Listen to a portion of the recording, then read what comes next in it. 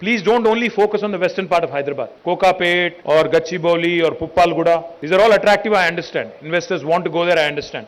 But I've been trying hard, as a government, we've been trying hard to also grow other parts of Hyderabad.